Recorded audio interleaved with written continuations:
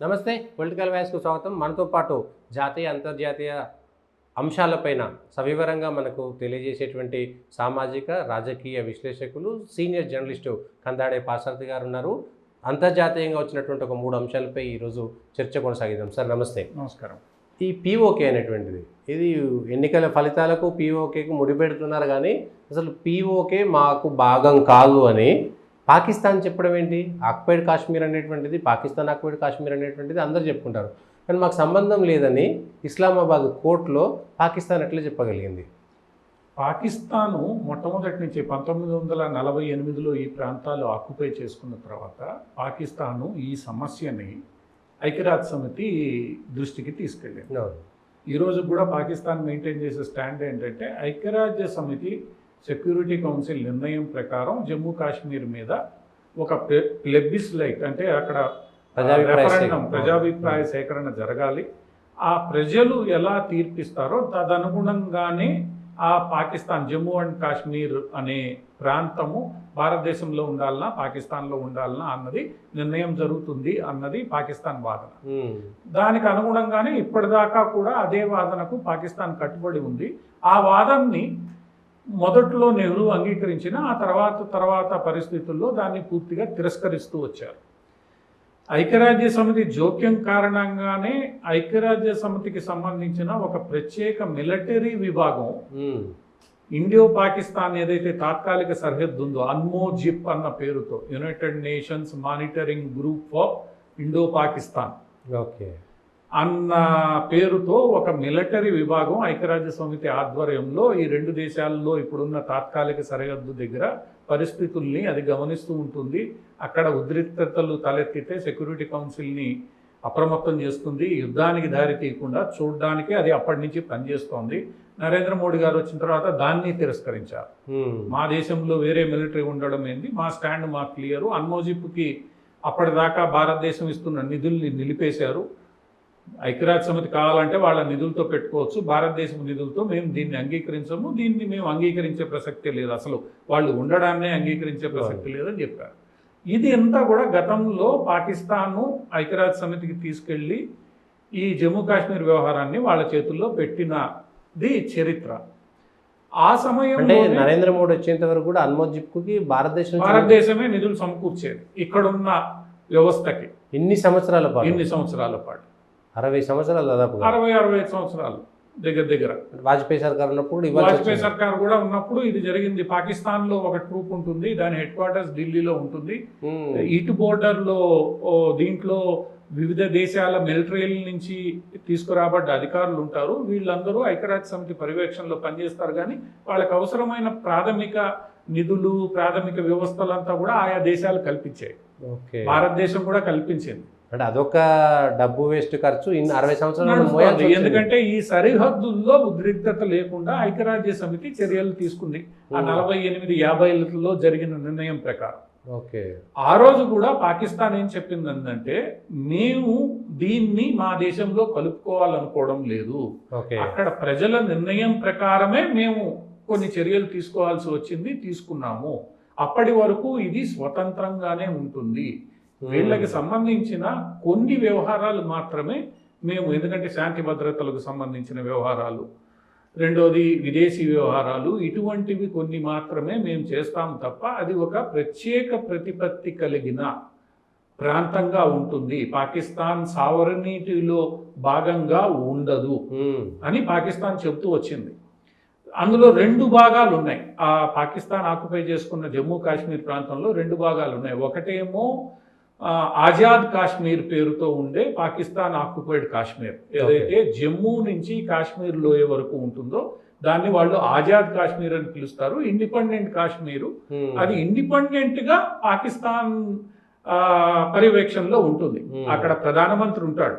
ఆజాద్ కాశ్మీర్కి ప్రధానమంత్రి ఎన్నుకోబడతాడు. ఆ ప్రధానమంత్రికి కొన్ని అధికారాలు ఉంటాయి, సైన్యము విదేశీ వ్యవహారాలు లాంటివి మినహా మిగతా అంతా కూడా ఆజాద్ కాశ్మీర్, దాన్ని వాళ్ళు అందుకనే ఆజాద్ కాశ్మీర్ అంటారు. ఆజాద్ కాశ్మీర్గా అది మొట్టమొదటి నుంచి ఉన్న భూమికే. ఈరోజు పాకిస్తాన్ కొత్తగా, ఎందుకంటే అది పాకిస్తాన్కి తనకు కన్వీనియంట్గా ఉంచుకోవడానికి, ఎందుకంటే ఐక్యరాజ్య సమితిలో తను చేస్తున్న వాదనకు అనుకూలంగా రెండోది అక్కడ జరిగే అకృత్యాలు ఏవి కూడా పాకిస్తాన్ చట్టాలకు లోబడి ఉండకుండా, పాకిస్తాన్ సైన్యం అక్కడ చాలా అకృత్యాలకు పాల్పడుతుంది, టెర్రరిస్ట్ క్యాంపులు ఉంటాయి, అవన్నీ కూడా ఈ ఆజాద్ కాశ్మీర్లోనే ఉంటాయి. ఈ ఆజాద్ కాశ్మీర్లో ఉండే టెర్రరిస్టులకి మళ్ళా చట్టాలు వర్తించకుండా ఇవన్నీ చేయకుండా అదేదో స్వాతంత్ర పోరాటంలో ఆజాద్ కాశ్మీర్లోని వారు చేసుకునే స్వాతంత్ర పోరాటం మాకు సంబంధం లేదని చెప్పడానికి. ఓకే.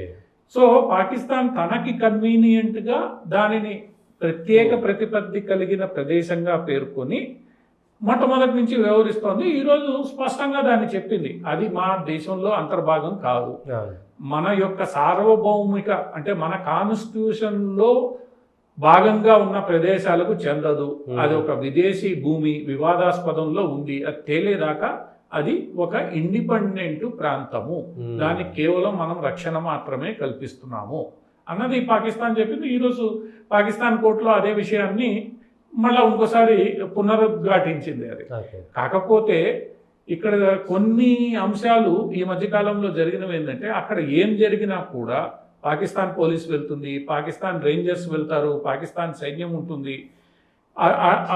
ఈ ప్రాంతం కాకుండా ఆజాద్ కాశ్మీర్ కాకుండా ఇంకొక ప్రాంతం ఏదైతే ఆక్యుపై చేయబడిందో గిల్గిట్ బాల్టిస్తాన్ ఏదైతే ఉందో, ఈ గిల్గిట్ బాల్టిస్తాన్లో మళ్ళా పాకిస్తాన్ కొంతమేర నా సార్వభౌమత్వం ఉందని చెప్తుంది. ఎందుకంటే అక్కడ చైనాకు వెళ్లే రహదారి నిర్మించేటప్పుడు అది నా ప్రాంతం కాదనుకుని పాకిస్తాన్ చెప్తే ఆ రహదారిని నిర్మించలేదు. అక్కడ తన స్వార్థం కోసం ఏం చెప్పింది, దాన్ని ఇక్కడ మాది అధికారం ఉంది, మాకు పూర్తి స్థాయి ప్రాంతాలు మా దగ్గర ఉన్నాయి కాబట్టి మేము ఇది నిర్మించామని చెప్పి పాకిస్తాను చైనా ఒకళ్ళకొకళ్ళు సమర్థించుకునే ప్రయత్నం చేశారు. ఇది పాకిస్తాన్ తనకు అనుకూలంగా ఎప్పుడు ఇది నాదంటుంది, నాది కాదంటుంది, ఆ రోజున్న పరిస్థితి ఆ రోజు తను మాట్లాడాల్సిన దాన్ని బట్టి మాట్లాడుతుంది తప్ప ఇదేమి కొత్తగా ఈరోజు పాకిస్తాను అది నాది పూర్తిగా నాది అని చెప్పలేదు, అది పూర్తిగా నాది కాదు అని చెప్పలేదు. ఎందుకంటే అది ఏ రోజైతే పాకిస్తాను ఈ ప్రాంతాలను నేను కలుపుకున్నానని స్పష్టంగా చెప్పేస్తుందో ఆ రోజే ఐక్యరాజ్య సమితిలో పాకిస్తాన్ చేసిన వాదన వీగిపోతుంది. ఒకవేళ దీనిని భారత్ అంగీకరిస్తే ఈ రోజు ఉన్న సరిహద్దుని అంతర్జాతీయ సరిహద్దుగా మార్చాల్సి వస్తుంది, ఒక్కసారిగా కాశ్మీర్ వివాదం ముగిసిపోతుంది. అందువల్ల పాకిస్తాన్ దాన్ని తేల్చదు, ఇది నాదని చెప్పదు, నాది కాదని చెప్పదు. అది తేల్చకుండా ఉన్నంత కాలం ఈ వివాదం ఉంటుంది, తేలిస్తే మటుకు ఆ వివాదం దానికదే ముగిసినట్లు అయిపోతుంది. సో అందువల్ల పాకిస్తాన్ డ్రామా అనేది అది కొనసాగుతూనే ఉంటుంది. ఈరోజు పాకిస్తాన్ హైకోర్టుకి కొత్తగా తెలిసింది ఈ విషయం. మీరు ఎట్లా చెప్తారు, ఆయన పోలీస్ స్టేషన్లో అరెస్ట్ చేశారు కదా అంటే ఆ పోలీసులు కూడా వేరే అని చెప్పారు ఈరోజు హైకోర్టు. ఆజాద్ కాశ్మీర్కి సపరేట్ పోలీస్ వ్యవస్థ ఉంది అంటే అప్పుడు హైకోర్టు అడిగింది, మరి మన సైన్యం ఎందుకు పోయింది, మన రేంజర్లు అంటే వాళ్ళు అక్కడ మన బిఎస్ఎఫ్కి ఈక్వలెంట్ ఫోర్స్, రేంజర్లు ఎందుకు పోతారు మీకు, ఇవన్నీ హైకోర్టు అడిగింది. అడిగితే దానికి సరిగ్గా సమాధానం చెప్పలేదు, దాటేశారు. ఇది పాకిస్తాన్ తనకు అనుకూలంగా కన్వీనియంట్గా మార్చుకోవడానికి చేస్తున్న ప్రయత్నం. కాకపోతే జమ్మూ కాశ్మీర్లో ఆర్టికల్ 370 తొలగించిన తర్వాత నరేంద్ర మోడీ గారి ప్రభుత్వం జాతీయ చట్టాలని అమలు చేసిన తర్వాత మొట్టమొదటిసారిగా జమ్మూ కాశ్మీర్ ప్రాంతంలో ఎస్సీ ఎస్టీ రిజర్వేషన్లు అమలు చేయబడుతున్నాయి. ఈ ఆజాద్ కాశ్మీర్లో ఎక్కువగా ఉన్నది ఈ ఎస్సీ ఎస్టీలే, గుజ్జర్లు, బకర్వాలాలు, ఇట్లా అక్కడ సంచార జాతులు ఎక్కువగా ఆజాద్ కాశ్మీర్లో ఉన్నాయి. వాళ్ళెవరు కూడా పూర్తి స్థాయి ముస్లిం సాంప్రదాయానికి సంబంధించిన వాళ్ళు కాదు. ఆజాద్ కాశ్మీర్లో ఉన్నది ఈ సంచార జాతుల వాళ్ళు, కొండకి అవతల వైపు ఉన్న వాళ్ళు, వీళ్ళు ఎక్కువ శాతం ఉన్నారు. వీళ్ళు ఈ గిరిజన తెగలకు సంబంధించిన వాళ్ళు, వీళ్ళు ఈ మధ్యకాలంలో సరిహద్దుకి ఇటువైపులా వీళ్ళకు అందుతున్న లాభాలని, వీళ్ళకు అందుతున్న రిజర్వేషన్లని, ఇవన్నీ కూడా వాళ్ళు గమనిస్తూ ఉన్నారు. ఈ వీటి యొక్క ప్రభావం నెమ్మదిగా ఈ జాతుల మీద పడుతుంది. ఎందుకంటే ఈ జాతులు చాలా సందర్భాల్లో అటు ఇటు మారుతూ ఉంటాయి. కానీ పాకిస్తాను గతంలో ఏం చేసిందంటే, ఈ జాతులు సంచార జాతులు అటు ఇటు తిరుగుతున్నాయన్న నెపంతో ఒకసారి ఆ కాశ్మీర్ ఉద్యమంలో భాగంగా ఇక్కడున్న ప్రజలు పిఓకేకి పెద్ద ఎత్తున వెళ్ళాలని తీవ్రవాదులు పిలిపిస్తే ఆ రోజు పాకిస్తాన్ సైన్యమే ఇటు నుంచి అటు వెళ్ళాలనుకున్న వాళ్ళని చంపివేసింది. ఎందుకంటే పాకిస్తాన్ సైన్యం వీళ్ళిద్దరి మధ్య సంబంధాలు ఉండకూడదు, తెగ్గొట్టాలని నిర్ణయం తీసుకుంది. తద్వారా ఆజాద్ కాశ్మీర్తో ఇబ్బంది వస్తుందని.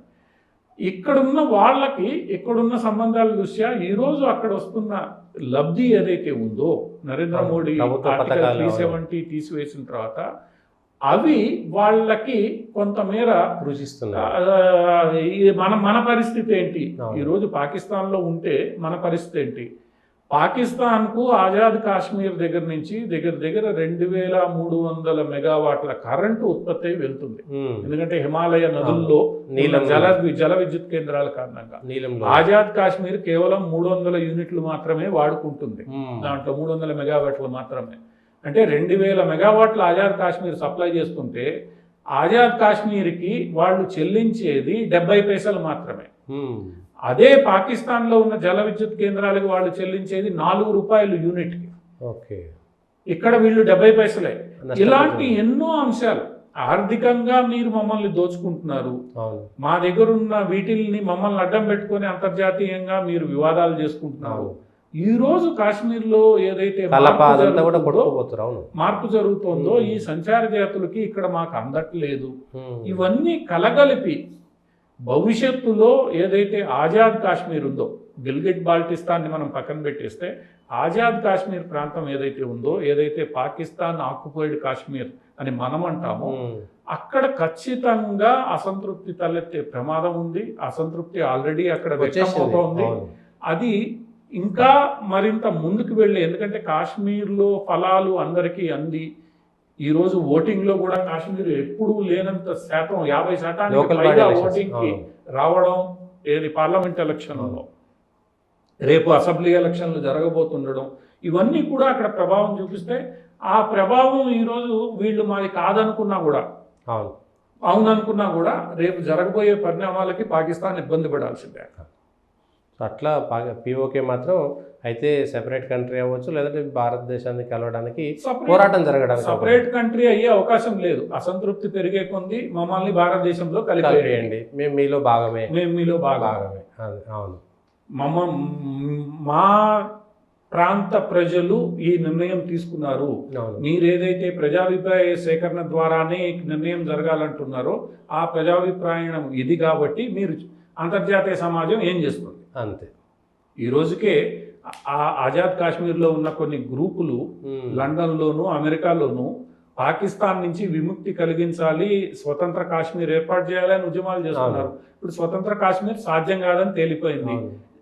ఇంకా మిగిలింది వాళ్ళు మమ్మల్ని భారత్లో ఇన్ని లాభాలు వస్తున్నప్పుడు మాకెందుకు, మీరన్నా ఇస్తారా, మమ్మల్ని కలిపేయండి అంతే. రెండిట్లో ఏదో అవుతుంది. దానికి ఇంకాస్త బలం చేకూర్చింది ఈరోజు పాకిస్తాన్ చెప్పిన మాట. అవును, వాళ్ళు మాకు సంబంధం లేదు, స్వతంత్ర దేశం అన్నారు, మంచిది, నిర్ణయం వాళ్ళు మేము తీసుకుంటామంటారు. అవును, నువ్వు చట్టం హైకోర్టు ముందే చెప్పినప్పుడు ఆ నిర్ణయాధికారం వాళ్ళకు ఉంటుంది.